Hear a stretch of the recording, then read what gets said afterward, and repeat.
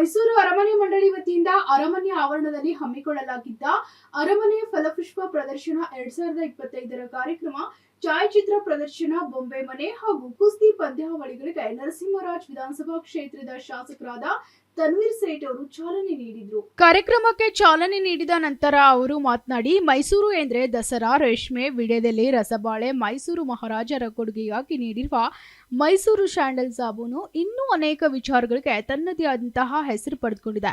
ಒಡೆಯರ್ ಸಂಸ್ಥಾನದವರು ಕಲೆ ಪರಂಪರೆಗೆ ಹೆಚ್ಚು ಪ್ರಾಮುಖ್ಯತೆಯನ್ನ ನೀಡಿರೋದ್ರಿಂದ ಮೈಸೂರು ದೊಡ್ಡ ಪ್ರಾಂತ್ಯವಾಗಿ ಬೆಳೆದು ನಿಂತಿದೆ ಅಂತ ಹೇಳಿದರು.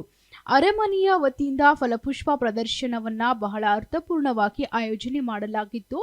ಮೈಸೂರಿನ ಸಂಸ್ಕೃತಿಯನ್ನ, ಪರಂಪರೆಯನ್ನ ಸಾರುವ ಅನೇಕ ಕಾರ್ಯಕ್ರಮಗಳಲ್ಲಿ ಫಲಪುಷ್ಪ ಪ್ರದರ್ಶನವೂ ಕೂಡ ಒಂದಾಗಿದೆ. ಪ್ರವಾಸಿಗರನ್ನ ಹೆಚ್ಚು ಗಮನ ಸೆಳೆಯಲಿದೆ ಅಂತ ಹೇಳಿದರು. ಕಾರ್ಯಕ್ರಮದಲ್ಲಿ ವಿಧಾನ ಪರಿಷತ್ ಸದಸ್ಯರಾದ ಡಾಕ್ಟರ್ ಡಿ ತಿಮ್ಮಯ್ಯ ಅವರು ಮಾತನಾಡಿ, ಮೈಸೂರಿನಲ್ಲಿ ಇಂತಹ ಕಾರ್ಯಕ್ರಮಗಳಲ್ಲಿ ಪಾಲ್ಗೊಳ್ಳುವುದು ನಮ್ಮ ಸುಯೋಗ. ನಾಲ್ವಡಿ ಕೃಷ್ಣರಾಜ ಒಡೆಯರ್ ಅವರು ಮೈಸೂರಿಗೆ ನೀಡಿರುವ ಕೊಡುಗೆ ಅಪಾರವಾದದ್ದು.